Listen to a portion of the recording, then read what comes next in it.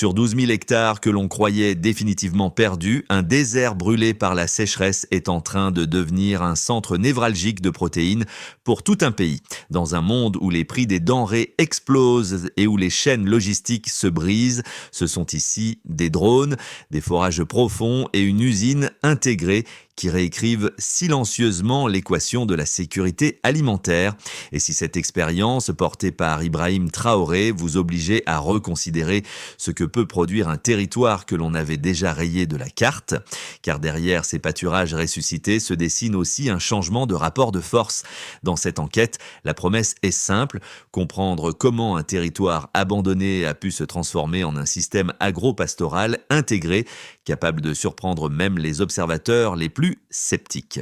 En retraçant les séquences techniques, humaines et organisationnelles, le but est de montrer de manière précise quels leviers ont permis à un ensemble de 12 000 hectares de sortir de l'inertie structurelle. La valeur pour le lecteur repose sur un constat clair. Lorsqu'un environnement considéré comme irrécupérable se remet à produire à grande échelle, il devient possible d'identifier des variables de résilience applicables à d'autres régions confrontées à la sécheresse, aux migrations rurales ou à l'épuisement des sols.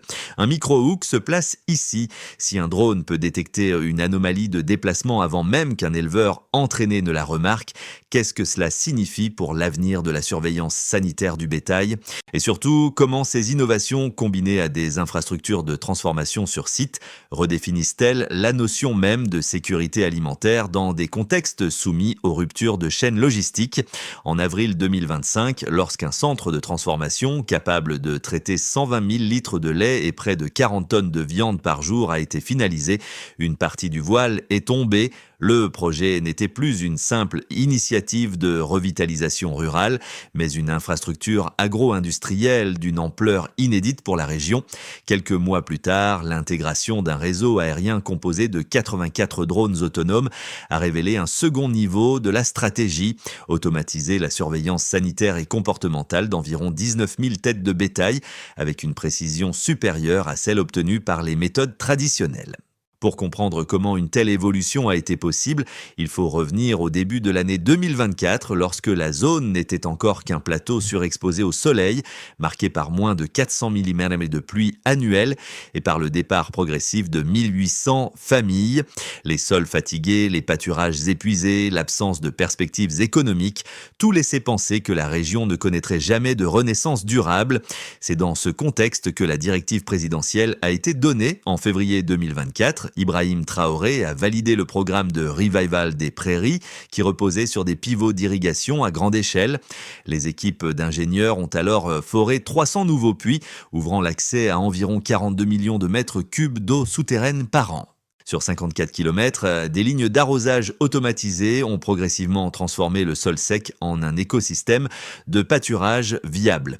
Dès juillet 2024, les premiers abris d'ombre couvrant 40 hectares ont émergé, suivis d'entrepôts capables de stocker 80 000 tonnes de fourrage. À mesure que les infrastructures prenaient forme, la population locale, moi d'abord hésitante, a commencé à revenir pour des emplois temporaires liés au chantier. Certains de ces postes se sont ensuite stabilisés, ouvrant la voie à une réinstallation progressive des familles. C'est à ce moment-là qu'un élément resté invisible dans les premiers récits a commencé à apparaître, la cohérence d'ensemble, la logique systémique qui allait pousser le projet bien au-delà d'une ferme expérimentale. Pour saisir l'ampleur de la transformation, il faut suivre le travail de ceux qui ont accompagné les premières mutations du site, ingénieurs hydrauliques, techniciens des systèmes d'irrigation et ouvriers revenus après des années d'exode. Leur rôle n'a pas été symbolique, ce sont eux qui ont posé les bases matérielles de la résilience en entretenant les forages, en calibrant les lignes d'arrosage automatisées et en contrôlant les premiers cycles de régénération des sols. Deux cas illustrent la portée de ces contributions. D'abord, l'équipe chargée des pivots d'irrigation. Elle a dû composer avec un terrain fissuré par la sécheresse, où chaque défaillance technique risquait de compromettre la création d'un écosystème de pâturage continu. Leur capacité à maintenir un débit stable malgré les variations du niveau phréatique a permis la stabilisation progressive d'une couverture végétale capable de soutenir les troupeaux. Ensuite, les ouvriers mobilisés pour les abris d'ombre et les entrepôts de fourrage. Une fois les structures de 40 hectares dressées et les capacités de stockage portées à 80 000 tonnes, ils ont constaté les premiers effets tangibles. Une réduction du stress thermique sur les animaux et une fiabilité logistique accrue pour les phases d'alimentation. Au-delà des aspects techniques, l'impact humain s'est rapidement fait sentir. Certains travailleurs, revenus pour des contrats courts, ont choisi de rester lorsque les chantiers ont évolué en emploi pérenne. Cette stabilisation précoce a créé une dynamique inattendue. La possibilité pour des familles autrefois parties, faute de perspectives économiques, d'envisager un retour durable. En filigrane se dessine une question essentielle qui guide la suite du récit. Comment une série d'ajustements techniques peut-elle, en si peu de temps, transformer une terre abandonnée en moteur de réinstallation communautaire ? L'événement déclencheur survient en février 2024 lorsque Ibrahim Traoré valide officiellement le programme de revival des prairies. À partir de cette décision unique, la mécanique s'enclenche. Les 300 forages sont exécutés, les 42 millions de mètres cubes d'eau souterraine rendus accessibles et les 54 kilomètres de lignes d'arrosage automatisées commencent à redessiner le sol. Les techniciens observent alors un premier basculement. La terre cesse de se fissurer et gagne une humidité régulière, suffisante pour préparer l'accueil de troupeaux encore absents. L'installation des abris d'ombre de 40 hectares suit la même logique d'accélération. Leur apparition en juillet 2024 transforme brutalement l'horizon. Des structures massives, impossibles à confondre avec de simples hangars, annoncent que l'ambition ne se limite plus à une expérience locale. La montée en puissance devient visible lorsque les entrepôts capables de stocker 80 000 tonnes de fourrage entrent en service. Pour la première fois depuis des années, une chaîne logistique cohérente remplace le système éclaté qui avait jadis contribué à l'abandon de la région. Les habitants qui reviennent temporairement pour travailler réalisent, parfois malgré eux, qu'ils participent à quelque chose de plus structuré que prévu. La construction du centre intégré de transformation, lancé discrètement, se déroule sans interruption jusqu'en avril 2025. Ce jour-là, une nouvelle étape est franchie. La capacité de traiter 120 000 litres de lait et près de 40 tonnes de viande par jour place officiellement le site hors catégorie. Le climax survient 2 mois plus tard. En juin 2025, l'autorisation présidentielle d'un déploiement complet de drones fait basculer le projet dans une autre dimension. Les 84 drones autonomes commencent à survoler les 12 000 hectares avec une précision algorithmique. Leur mission est claire, de détecter les anomalies de déplacement, repérer les signaux précoces de fièvre, anticiper les perturbations dans le comportement de près de 19 000 bovins. En quelques semaines, les résultats réécrivent les anciennes normes, des parasites identifiés avant propagation, des flux de pâturage détectés avant dérèglement, des mouvements anormaux isolés avant que les équipes au sol ne les remarquent. L'efficacité du réseau dépasse les pratiques traditionnelle, surprend même des éleveurs aguerris et attire l'attention des observateurs extérieurs. L'après-coup arrive le 21 novembre 2025 lorsque la délégation de la FAO apparaît sans prévenir. L'inspection menée sans protocole ni annonce préalable met à l'épreuve la cohésion du dispositif. Pourtant, aucune rupture ne surgit. Les ingénieurs guident les inspecteurs à travers les salles de contrôle où défilent en direct les trajectoires du bétail, les modèles de prévention sanitaire, les prévisions de densité d'herbage. La visite du centre de transformation confirme la solidité technique, lignes d'acier scellées, refroidissement immédiat, traçabilité continue, automatisation solaro-alimentée, main-d'œuvre locale formée sur place. Lorsque la FAO déclare que le site constitue l'écosystème d'élevage intégré le plus avancé d'Afrique de l'Ouest, la onde de choc se propage rapidement. Washington réagit, l'Europe analyse, le Moyen-Orient étudie et plusieurs gouvernements africains envoient des délégations pour comprendre ce qui vient de se produire. L'après-coup ne se limite plus à la technique, il devient politique, économique, régional. Ce changement de phase soulève désormais une interrogation centrale. Comment un enchaînement d'initiatives techniques, coordonné depuis un territoire abandonné, a-t-il pu générer une onde de transformation qui dépasse largement son périmètre initial. La transition quantitative apparaît explicitement lorsque l'on compare la situation initiale, un territoire recevant moins de 400 mm de pluie par an, avec l'écosystème régénéré qui s'étend aujourd'hui sur 12 000 hectares. Cette donnée, d'abord signe d'infécondité structurelle, devient un point de contraste révélateur. Maintenir une activité pastorale stable sous un tel volume pluviométrique exige un apport hydrique massif et un contrôle précis de l'humidité du sol. L'écart observé illustre donc la portée du système d'irrigation installé entre février et juillet 2024. Un second indicateur sert de pivot analytique. La capacité du centre intégré à traiter 120 000 litres de lait par jour. Dans un contexte où les pertes liées au transport étaient autrefois inévitables à cause des distances et des infrastructures limitées, cette consolidation sur site modifie entièrement la chaîne de valeur. La mesure n'est pas seulement volumétrique, elle devient structurelle, car la réduction du transport diminue les pertes, améliore la fraîcheur et stabilise les prix locaux. Ce niveau de traitement quotidien permet aussi d'affirmer que la transformation n'est plus expérimentale, mais industrielle. Le troisième marqueur, tout aussi crucial, est l'usage systématique de 84 drones autonomes couvrant l'ensemble de la zone. Leur capacité à détecter des anomalies comportementales ou sanitaires repose sur un flux de données constantes qui transforme la gestion du troupeau en processus prédictif. Cette mesure, qui combine volume technologique et précision opérationnelle, signale un basculement vers une forme de pastoralisme algorithmique impossible à envisager quelques années plus tôt. Ces trois chiffres, la pluviométrie infime, la puissance de traitement laitier et le réseau aérien automatisé, structurent l'interprétation des performances. Chacun renvoie à un lien de causalité. L'eau débloque la régénération végétale, la transformation locale réduit les pertes logistiques, la surveillance aérienne stabilise la santé du bétail. Ensemble, ils configurent un modèle productif qui dépasse les limites habituelles des régions arides. Mais pour comprendre l'impact profond de ces seuils quantitatifs, il faut observer leur traduction socio-économique. Lorsque les systèmes d'irrigation ont commencé à fonctionner, la terre a progressivement retrouvé une homogénéité suffisante pour accueillir une rotation pastorale régulière. Les abris d'ombre ont réduit le stress thermique, ce qui améliore mécaniquement les performances animales. L'usine intégrée, en éliminant la dépendance aux corridors logistiques lointains, a généré des emplois stables et permis à des familles revenues de percevoir un revenu mensuel prévisible. Quant aux drones, ils ont ouvert une nouvelle catégorie professionnelle, mêlant observation, maintenance et intervention rapide. À travers cette structure de preuve, une conclusion s'impose. Le projet n'a pas simplement augmenté la production, il a transformé les conditions de possibilité même du pastoralisme dans une zone que l'on croyait irrécupérable. Dans ce mouvement, Ibrahim Traoré se retrouve au centre d'un système où la technique, la résilience communautaire et la souveraineté alimentaire convergent. La question devient alors inévitable. Que signifie cette architecture chiffrée lorsqu'un pays cherche à stabiliser durablement son territoire et à réduire sa vulnérabilité face aux ruptures de chaînes d'approvisionnement?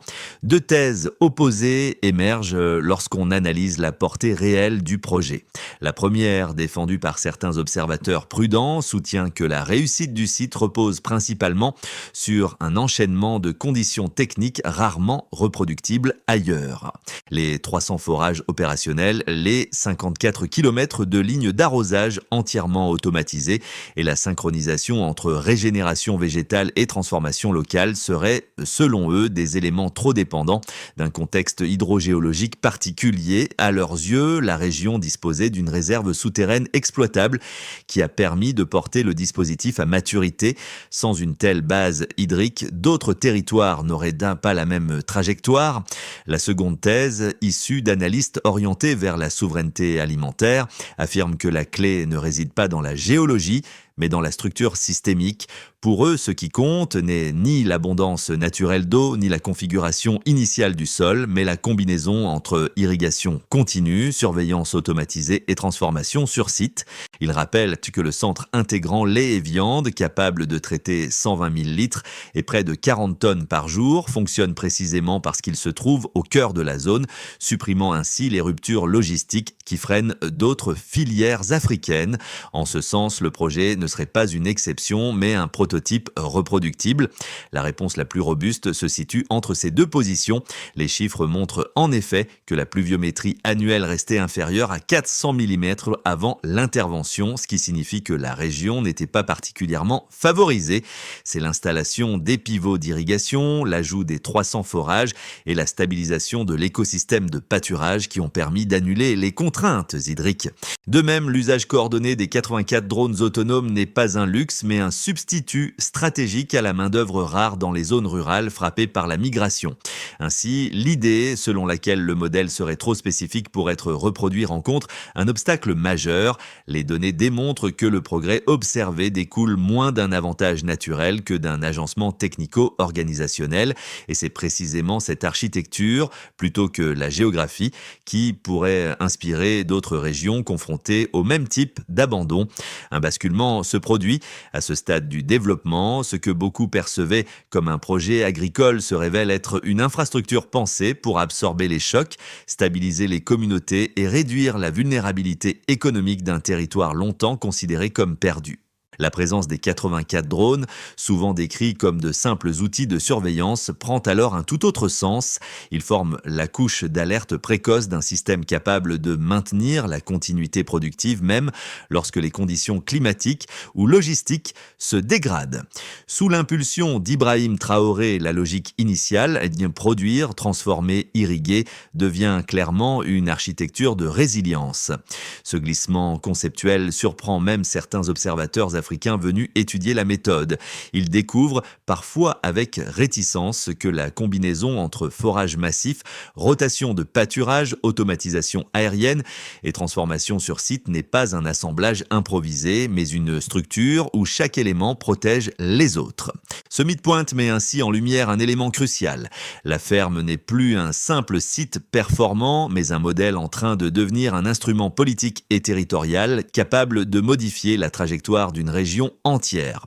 On peut introduire que les effets tangibles du projet apparaissent d'abord pour les communautés locales. Le retour progressif des familles, amorcé dès 2024, s'accélère avec la stabilisation des emplois liés à l'irrigation, à la transformation et à la surveillance aérienne. Les revenus mensuels, autrefois irréguliers ou inexistants, deviennent prévisibles. L'ouverture d'écoles, l'extension d'un dispensaire et l'arrivée d'électricité stable grâce à la microgrille solaire transforment des conditions de vie longtemps précaires. Des marchés de proximité, tailleurs, mécaniciens, vendeurs alimentaires réapparaissent, recréant un tissu économique quotidien. Pour de nombreuses familles revenues, l'amélioration la plus significative est psychologique. La région cesse d'être un lieu à fuir. Pour les décideurs nationaux, les implications sont structurelles. L'État observe qu'une zone autrefois dépendante des aides extérieures devient capable de soutenir une partie de la production alimentaire nationale. Le centre de transformation laitière et carnée, qui traite 120 000 litres et près de 40 tonnes par jour, réduit la vulnérabilité aux ruptures logistiques. Les 84 drones introduisent un niveau de contrôle sanitaire inédit, permettant d'anticiper les maladies avant propagation. Sous l'impulsion de Ibrahim Traoré, ce modèle alimente un récit politique centré sur la souveraineté alimentaire et qui redéfinit la relation entre gouvernement et territoires ruraux. Du côté des nouveaux travailleurs, l'impact est direct. Plus de 6 000 emplois stables émergent selon les données internes mentionnées dans les rapports visités par les observateurs. Les travailleurs des opérations d'élevage, les employés du complexe laitier-viande, les équipes logistiques ou sanitaires découvrent une stabilité professionnelle rare dans cette région. Le site devient un pôle d'apprentissage où des compétences nouvelles, maintenance de drones, gestion d'irrigation automatisée, suivi sanitaire algorithmique apparaissent. Pour beaucoup, il s'agit de la première opportunité de carrière durable en zone rurale. Enfin, pour les acteurs extérieurs, organisations internationales, analystes, gouvernements étrangers, le projet constitue un point de référence. La FAO, après sa visite surprise du 21 novembre 2025, décrit le site comme l'écosystème d'élevage intégré le plus avancé d'Afrique de l'Ouest. Aux États-Unis, les think tanks étudient les implications géopolitiques d'un modèle capable de diminuer la dépendance aux importations. En Europe, certains groupes agricoles redoutent l'émergence d'une nouvelle dynamique de concurrence. Au Moyen-Orient, plusieurs délégations examinent la possibilité d'adapter ce système aux environnements désertiques. En Afrique, la réaction est plus nette encore. Des gouvernements envoient leurs ministres pour comprendre comment un territoire abandonné a pu devenir un moteur de stabilité.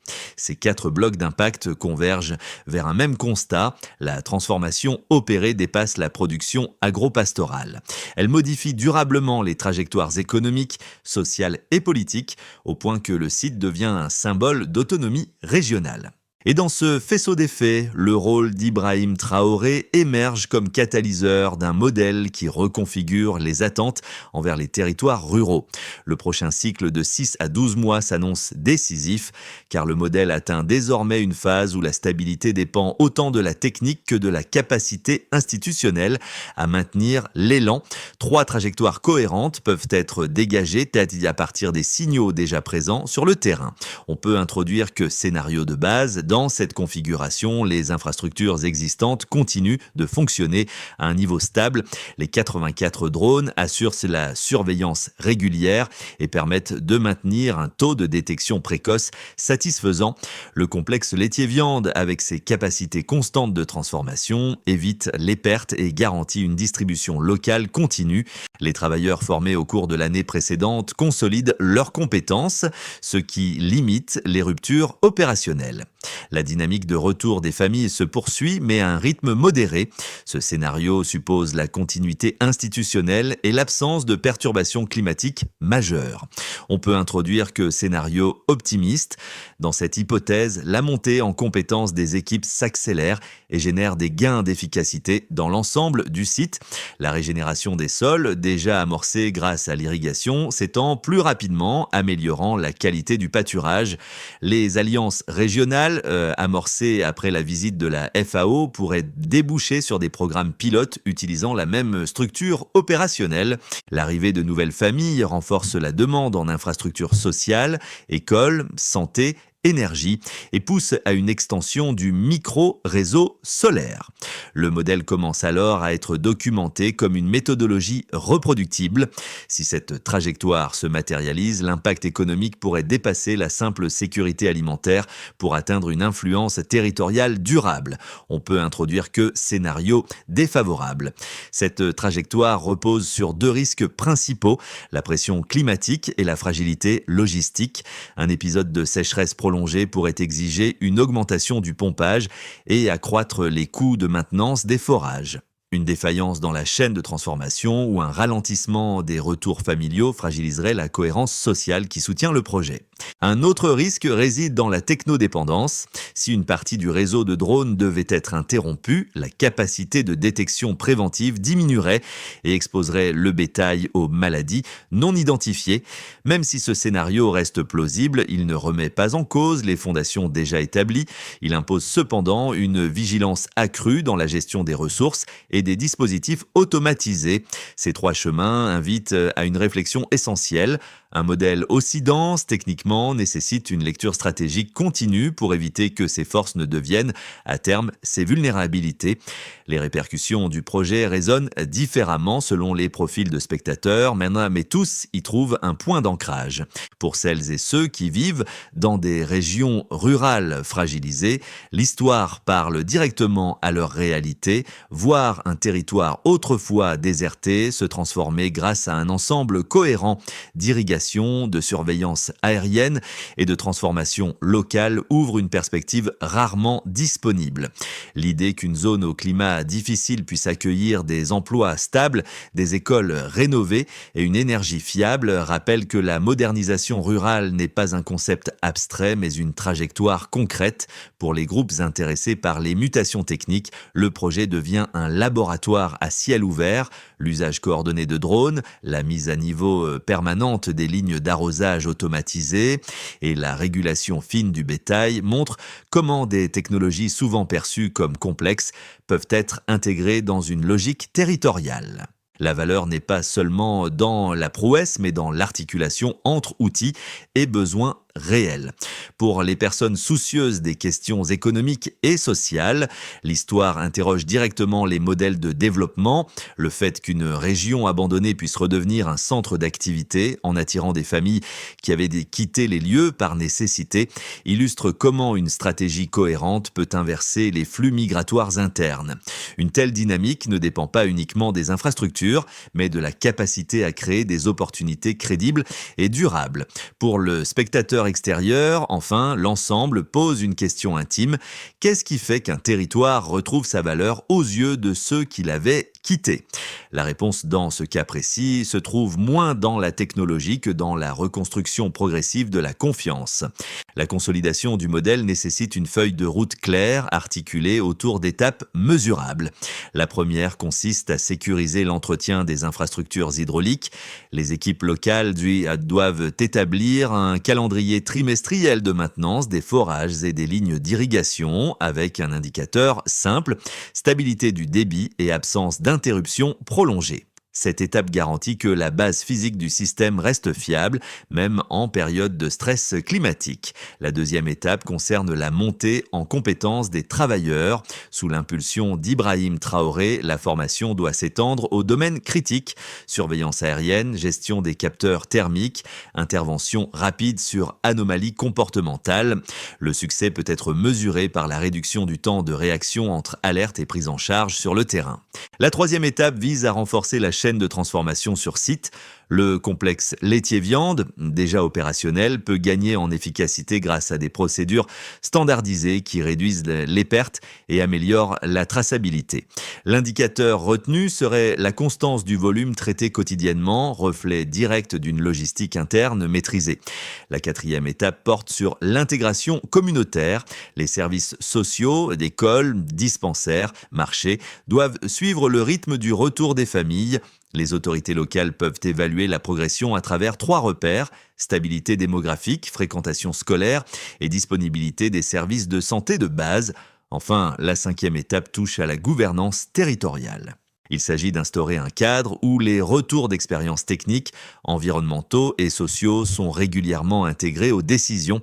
Ce mécanisme, basé sur un suivi semestriel, permet de maintenir l'alignement entre objectifs productifs et attentes des populations. Au moment où l'on observe les familles revenir, marcher de nouveau sur une terre qu'elles avaient quittée par nécessité, une évidence silencieuse s'impose. La renaissance d'un territoire n'est jamais seulement matérielle.